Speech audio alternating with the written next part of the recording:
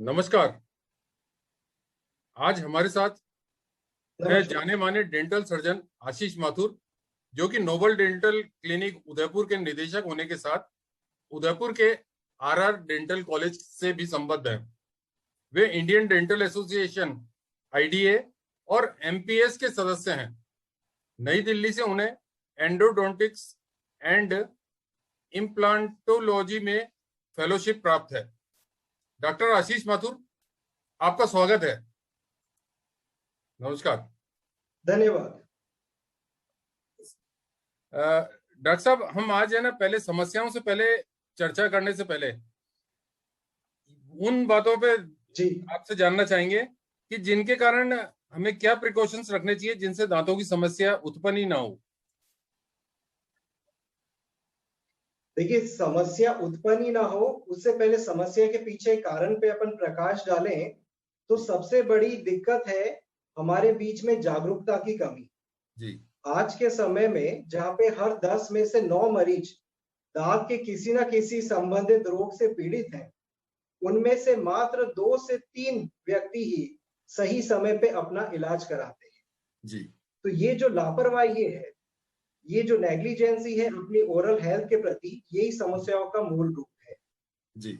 जहां समस्या मात्र छोटी सफाई या फिलिंग से भी करी जा सकती है, जनरली देखा गया है कि लोग जब तक अपनी समस्या असहनीय स्तर पे नहीं हो जाती, तब तक वो अपने डेंटिस्ट को दिखाने सही समय पे पहुंचते नहीं है, जिसके कारण समस्या और बढ़ती चले जाती है और कुछ केसेस में हमको डैमेज अत्यधिक होने के कारण दांत को भी निकालना पड़ जाता है।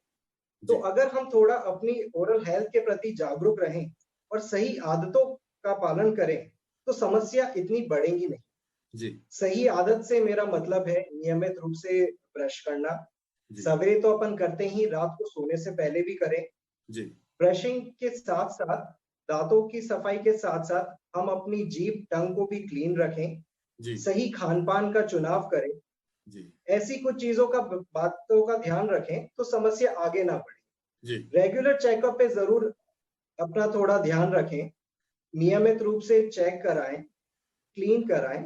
ये सारी चीजें अगर आप व्यवस्थित रूप से पालन करते हैं तो समस्या ज्यादा उत्पन्न होगी नहीं। जी। अच्छा, अभी आपने कहा कि 2 टाइम ब्रश करना चाहिए, तो ब्रश करने का सही तरीका क्या होना चाहिए? देखा गया है कि कई बार ब्रश देखिए, से भी मसूड़ों को नुकसान हो जाता है, और किस प्रकार का ब्रश उपयोग करना जी चाहिए? बिल्कुल सही। जी बिल्कुल सही कहा। जनरली ब्रश जो है हम इस रफ्तार के साथ करते हैं और इतना रगड़ के करते हैं कि उससे फायदा कम और नुकसान खुद को ज्यादा पहुंचा देते हैं। जी। मेरे पास एक मॉडल है जिसके थ्रू मैं आपको समझाना चाहूंगा कि जी। किस तरीके से हम ब्रश कर सकते हैं। सबसे पहले हम ब्रश का चयन के बारे में थोड़ी बात करना चाहूंगा। ब्रश हम मार्केट से जो भी ले, वो नरम ब्रिसल्स वाले ले, जिससे जी। कि हमारे दांतों की परत और मसूड़ों पे चोट ना लगे। जी। और सही तरीका कुछ इस प्रकार है जिसमें हम ब्रश को मसूड़े और दांत दोनों पे कुछ इस तरीके से रखें और एक बार में, ध्यान से सुनिएगा, एक बार में 2 से 3 दांतों पे ही अपन जो है उसको क्लीन करेंगे। पहले आगे और पीछे टू एंड फ्रो मूवमेंट करके जमी हुई गंदगी को हम बाहर करेंगे। फिर ऊपर से नीचे मूवमेंट, अगर आप देख पा रहे हैं, ऊपर से नीचे मूवमेंट हम देंगे। करीब 10 स्ट्रोक्स हम अप्लाई करेंगे। 1 2 3 4 10। ये बाहर और अंदर की सतह दोनों पे हम नियम से करें। जो नीचे के जो दांत हैं, जहां पे प्रॉपर हमारा ब्रश नहीं जा पाता है, उसके लिए हम ब्रश को खड़ा रख सकते हैं और नीचे से ऊपर की तरह हम स्वाइप कर सकते हैं। जी, नीचे के दांतों के लिए ब्रश का एंगल हम खड़ा रखेंगे और अंदर की सतह के लिए नीचे से ऊपर की तरह हम स्वाइप करेंगे। एक बार में 1 से 2 दांत को ही हम क्लीन करेंगे। हमको हर दांत के लिए 10 स्ट्रोक्स अप्लाई करने हैं, नीचे से ऊपर की तरफ। उससे अंदर प्लाक और कैल्कुलस की मात्रा कम से कम जमेगी। तो ये तरीका है सही तरीके से ब्रश करने का। और बच्चे जो हैं, छोटे बच्चे जो हैं, वो ब्रश को गोलाकार सर्कुलर मैनर में अप्लाई कर सकते हैं टीथ पे, रगड़ने की बजाय। देखिए, रगड़ना हमको नहीं है दांतों को, उससे हम हमारा इनेमल को हम चोट पहुंचा रहे हैं और मसूड़ों को भी चोट पहुंचा रहे हैं। तो इस चीज का हमेशा ध्यान रखिए। अच्छा डॉक्टर साहब, ये दूध के दांत और पक्के दांत ये क्या होते हैं? जी, जो 6 महीने की उम्र से बच्चों में हम देखते हैं कि दांत निकलना प्रारंभ होते हैं, जो कि सिलसिला 2.5 वर्ष तक चलता है। जो पहला सेट ऑफ डेंटिशन, जो पहले दांत आते हैं, हम उनको दूध के दांत कहते हैं। 6 वर्ष की उम्र से हमारे परमानेंट दांत, जो पक्के दांत जिसे कहा जाता है, वो इरप्ट होना चालू होते हैं।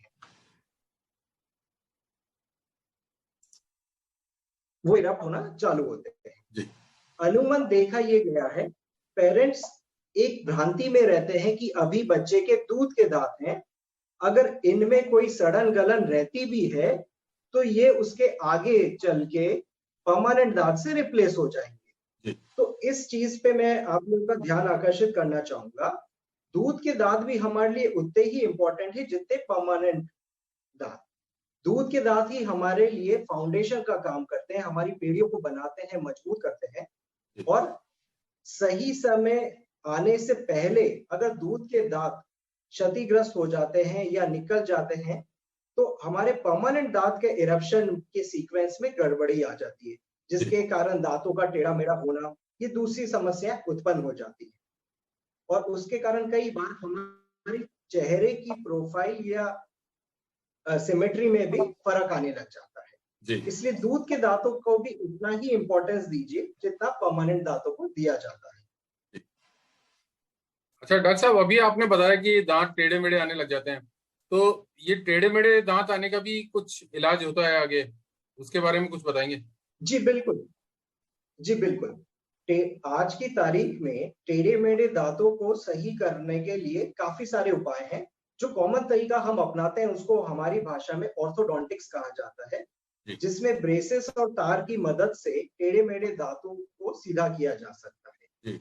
ये इसकी जरूरत केवल दिखने ही तक ही सीमित नहीं है, ये हमारी फंक्शनैलिटी यानी खाने पीने से भी संबंधित है। इसलिए केवल आप इस संबंध में ही ये ना सोचें कि टेढ़े मेढ़े हैं, थोड़ा बहुत है, कुछ देखने में फर्क नहीं पड़ता है। पर मैं ये आपको बताना चाहूंगा कि अगर दांत जो है संतुलित तरीके से मेल नहीं खा रहे हैं तो उससे दूसरी समस्या उत्पन्न हो जाती है, जो हमको लेटर ईयर्स में काफी ट्रबल देती है। इसलिए दांतों की सिमेट्री, बनावट, टेढ़ापन जो है, इस पे हमेशा हमको फोकस करना चाहिए। और समय रहते जितना जल्दी अगर आप इस चीज को नोटिस करते हैं, आप अपने डेंटिस्ट के पास ले जाएं, ताकि वो सही समय पे इसका इलाज स्टार्ट कर सके और आपके बच्चे को फायदा दिला सके। और डॉक्टर साहब एक चीज और, ये अक्कल दाढ़ क्या होती है? ये किसी को कहते हैं, किसी को आती है, किसी को नहीं आती है, और अलग अलग भ्रांतियां भी इसके बारे में। जी जी, देखिए, अक्कल दाढ़ हमारी भाषा में जिसको हम थर्ड मोलर कहते हैं या विजडम टूथ कहा जाता है, ये अनुमान 18 से 25 वर्ष के उम्र में आती है। और जब कई बार ये जो इरप्शन का सीक्वेंस है बड़ा पेनफुल रहता है। कई बार सूजन के साथ मसूड़ों में सूजन आ जाती है, पेन होने लगता है, खाना फंसने के कारण सड़न आने लगती है। होता क्या है कि सबसे आखिर में आने के कारण जबड़े में जो भी लिमिटेड स्पेस रहती है उसी में उस दाढ़ को इरप्ट होना होता है। कई बार स्पेस की कमी के कारण जो दाढ़ है वो आड़ी तिरछी एक जगह स्टक हो जाती है, जिसके कारण क्या होता है कि वो ऊपर पूरी तरीके से आ नहीं पाती है। वहां पे कुछ पॉकेट, कुछ जगह ऐसी बन जाती है जहां पे नियमित रूप से खाना फंसने लग जाता है। उसके बाद उसमें सड़न चालू हो जाती है। और कुछ केसेस में ऐसा देखा गया है कि वो ना केवल जो अपने आप तो खराब हो रही है, आने पास वाले दांत को भी खराब करने लग जाती है। तो इसलिए समय रहते इस चीज को आप जरूर अपने डेंटिस्ट के पास दिखाएं, ताकि डैमेज जो है सही टाइम पे कंट्रोल किया जा सके। तो ये जो आपने कीड़ा लगना बताया, ये एक्चुअली क्या होता है, ये कीड़ा लगना? ऐसे कहा जाता है कि कीड़ा लग गया ये है। जी जी जी बिल्कुल। देखिए क्या है कि हम जो भी खान पान लेते हैं उसमें जी कुछ भी चाहे वो स्वीट हो या फाइब्रस हो, चिपकने वाले पदार्थ हो, वो दांतों के ग्रूव्स में या दांतों के बीच में फंसा रह जाता है। जी कीटाणु तो हमारे मुंह में, ओरल कैविटी में बैक्टीरिया हमेशा मौजूद ही रहते हैं, पर जब उनको पनपने के लिए कोई सबस्ट्रेट, कोई आहार, फूड मिल जाता है तो उनकी संख्या दुगनी तुगनी मल्टीपल टाइम्स बढ़ जाती है। जी जब उनकी संख्या काफी मल्टीपल टाइम्स बढ़ जाती है, उनमें से कुछ अम्लीय एसिडिक प्रोडक्ट सीक्रेट होते हैं जो हमारे ऊपर की एनामल की कैल्शियम लेयर को डीजनरेट करने लग जाते हैं। जी उसी को हम डीके यानी दांतों में सड़न या कीड़ा लगना कहते हैं।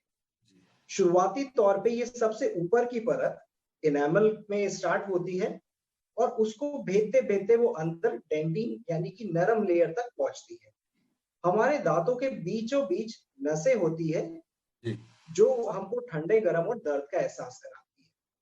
जब तक ये कीड़ा, कैविटी या बैक्टीरिया ऊपरी सतह पे रहता है, हमको लक्षण मामूली रहते हैं, जैसे कि खाना फंसना, ठंडा गरम लगना। पर जब ये परत भेदते भेदते अंदर नस तक पहुंच जाती है, तब ये दर्द में परिवर्तन हो जाता है और जी। ये दर्द कई बार काफी भयानक भी होता है। उसके लिए फिर हमको कई बार रूट कैनाल थेरेपी का सहयोग लेना पड़ता है उसको ठीक करने के लिए। डॉक्टर साहब, ये अभी आपने रूट कैनाल थेरेपी की बात की, आरसीटी। तो ये आरसीटी जी जैसे पहले तो ये होता था कि दांत सीधे निकाल दिया जाता था। आजकल क्या है कि जी अगर दांत को बचाया जाता है आरसीटी से, तो ये जी प्रक्रिया किस बात की जाती है? जी जी आप बिल्कुल सही कहा। आज की तारीख में दांतों को निकालना एक तरह के ऑब्सलीट हो गया है। हम भी काफी कम प्रेफर करते हैं। जब तक हम डैमेज को रिपेयर कर सकते हैं, तब तक हमारी कोशिश ये रहती है कि हम दांत को बचा सके। उसमें एक बहुत बड़ा सहारा है रूट कैनाल थेरेपी का। जी देखिए क्या है कि कीड़ा परत बाय परत भेदता रहता है दांत। जब वो जैसे मैंने बताया कि जब वो ऊपरी परत भेद के अंदर का सॉफ्ट टिश्यू, जिसको हमारी भाषा में पल्प कहा जाता है, वो उस तक पहुंच जाता है और दर्द करने लगता है, तो अब हमको दांत को पूरी जड़ समेत उसकी सफाई करनी पड़ती है। तो जी रूट कैनाल में हम क्या करते हैं, एक सुराख के जरिए अंदर जड़ तक को साफ कर पाते हैं। जी उसमें कुछ मेडिसिन डाल पाते हैं जिससे कि इन्फेक्शन पूरी तरीके से हम ठीक कर पाए और जी फिर उसको मसाले से वापस से दांत का रूप दे दिया जाता है। इस तरीके से हमको दांत निकालना भी नहीं पड़ता और दांत की फंक्शनैलिटी भी बनी रहती है। तो जी ये एक बहुत कारगर तरीका है इन केसेस में जहां पे हम उसको बिना निकाले दांत को ठीक कर सकते हैं। जी। अच्छा डॉक्टर साहब, आजकल क्या है कि एक विवाद चल रहा है कि आयुर्वेद और एलोपैथी में से कौन श्रेष्ठ है। और देखा गया है कि एलोपैथी टूथपेस्ट निर्माता भी अब जो है आयुर्वेदिक सम्मिश्रण जैसे कि नीम, लौंग आदि से उपभोक्ताओं को आकर्षित कर रहे हैं। तो इन आयुर्वेदिक पदार्थों से दांतों को कितना लाभ होता है? जी जी पहली चीज देखिए, आयुर्वेदिक और एलोपैथी, ये कोई भी पद्धति, ये साथ में पैरेलल वर्क करती हैं। कोई भी एक दूसरे के अपोजिट वर्क नहीं करती। जी केवल इनका सोर्स या काम करने का तरीका थोड़ा सा डिफरेंट है। जी आज हम एलोपैथी डॉक्टर होते हुए भी कई आयुर्वेदिक जड़ी बूटियां, जैसे कि आपने नाम लिया, लौंग, नीम, हल्दी, नीम, इन सब का हम उपयोग कर रहे हैं हमारी दवाइयों में या फिर टूथपेस्ट के माध्यम द्वारा। पर देखिए हर चीज एक मेडिसिन है, तो इसका सही तरीके से उपयोग करना भी हमको आना चाहिए। जी जैसा कि लौंग में कुछ पेन रिलीविंग सब्सटेंस होते हैं जो हमारे दांत का दर्द को निवारण करने में बड़े उपयुक्त रहते हैं। जी जब भी हम सुनते आए हैं हमारे बुजुर्गों से कि दांत में दर्द होने पे लौंग चबाएं या लौंग का तेल लगाएं, ये बिल्कुल सही बात है। तो ये हमको इमीडिएट रिलीफ जरूर देगा, बट ये दांतों की बैक्टीरिया को खत्म नहीं करेगा। वहां पे एलोपैथी एंटर होती है, जिसमें हम मैकेनिकली उस खराब हिस्से को साफ करके और फिर उपयुक्त मसाले से उसको बना पाते हैं। जी इसी तरीके से जैसे नीम जो है, वो एंटीबैक्टीरियल प्रॉपर्टी है। उससे भी हम फायदा उठा सकते हैं। हमारे टूथपेस्ट वगैरह में आजकल काफी नीम और हल्दी का उपयोग हो रहा है। ये सारी चीजें जो है हमको हेल्थ को, हमारे टीथ और गम्स की हेल्थ की इम्प्रूवमेंट के लिए है, पर ये ट्रीटमेंट का पार्ट नहीं है। एक चीज होती है प्रिवेंशन, जो कि ये बड़ा लाभदायक है। जैसे कि चाहे मसूड़े में सूजन आ गई हो, उनमें ब्लीडिंग हो रही हो, उनमें बड़ा लाभकारी है ये। बट इसका मतलब ये नहीं कि हम केवल इसी के भरोसे हम दांत को ट्रीट भी कर सके। तो इसलिए आप अपनी सिचुएशन को अपने डेंटिस्ट से द्वारा समझें और उसका उपयुक्त ट्रीटमेंट लें। तो केवल आयुर्वेदिक और केवल एलोपैथिक, ये हम अलग अलग ना अपनाते हुए इनको साथ में लेके चलें। बहुत सही बताया आपने। अच्छा डॉक्टर साहब, आजकल एक भय व्याप्त है बहुत कोविड का और म्यूकोरमाइकोसिस का, तो इस समय किन ओरल सिम्टम्स पे ध्यान रखना आवश्यक है? जी बिल्कुल। ये जो अभी ये पैंडेमिक में जो हम सिचुएशन फेस कर रहे हैं अभी कोविड की और पोस्ट कोविड कॉम्प्लिकेशंस की, इसमें कैंडिडियासिस और म्यूकोरमाइकोसिस यानी कि व्हाइट और ब्लैक फंगस के केसेस काफी देखने में आ रहे हैं। अनुमन ये वायरस हमारी इम्यूनिटी के लिए काफी खतरा बन गया है। जैसे ही हमारी शरीर की इम्यूनिटी किसी भी कारण से कम होती है, ये फंगस इन्फेक्शन, चाहे वो कैंडिडियासिस हो, व्हाइट फंगस, या म्यूकोरमाइकोसिस हुआ जिसको हम देसी भाषा में ब्लैक फंगस कहते हैं, ये हम पे अटैक करना स्टार्ट कर देती है। तो आई साइनसिस के साथ इसके ओरल प्रेजेंटेशन भी अभी काफी देखने को हमको मिल रहे हैं। इसमें आप ये ध्यान रखिएगा, जो पेशेंट कोविड से रिकवर हुए हैं, जिनको लंबे समय तक स्टेरॉइड्स एंटीबायोटिक्स पे रहे हैं, जो डायबिटिक पेशेंट्स हैं और डायबिटीज कंट्रोल स्टेट में ना चल रही हो, वो थोड़ा सा ज्यादा सहज रहे हैं इसके बारे में। इसमें शुरुआती लक्षण में हमको किसी तरह के लाल छक्के होना, उनमें अल्सर्स डेवलप होना, दांतों का एकदम से ढीलापन होना, ये शुरुआती लक्षण हमको देखने को मिलते हैं ब्लैक फंगस में। ये ब्लैक फंगस हमारी तो अंदर की जो त्वचा है उसकी ब्लड सप्लाई पे अटैक करके उसको खत्म सड़ाने का काम करने लग जाती है। ये प्रेजेंटेशन काफी बाद आता है और जब तक आता है ये डैमेज काफी ज्यादा हो जाता है। इसके लिए कुछ हमारे पास इन्वेस्टिगेशंस रहती हैं जिसके माध्यम से हम सही टाइम पे इसको हम डायग्नोस कर पाते हैं। तो मेरा निवेदन है, जो भी पोस्ट कोविड कॉम्प्लिकेशन से गुजर रहे हैं, डायबिटीज से या कोई भी ऐसी कंडीशन है जिसके कारण उनकी इम्यूनिटी जो है औरों से थोड़ी कम है, वो एक बार डेंटल परामर्श जरूर लें, अपनी ओरल स्क्रीनिंग जरूर कराएं, ताकि समय रहते ही इसका डायग्नोस किया जा सके और इसको ट्रीट किया जा सके। समय रहते हुए अगर हम इसको आइडेंटिफाई कर पाते हैं तो इसका ट्रीटमेंट भी पॉसिबल है और उसकी सक्सेस रेट भी काफी अच्छी है। तो डरने से अच्छा ये है कि समय रहते आप अपने डेंटिस्ट को विजिट करें और एक प्रॉपर ओरल स्क्रीनिंग कराएं, जिससे कि अगर इस तरह की कोई भी कॉम्प्लिकेशंस डेवलप हो रहे हैं तो उसको टाइमली हम देख सके और उसको ट्रीट कर सके। डॉक्टर आशीष माथुर, आपने अपना बहुमूल्य समय हमें प्रदान किया, इसके लिए आपका बहुत बहुत धन्यवाद। जी आपका भी बहुत धन्यवाद।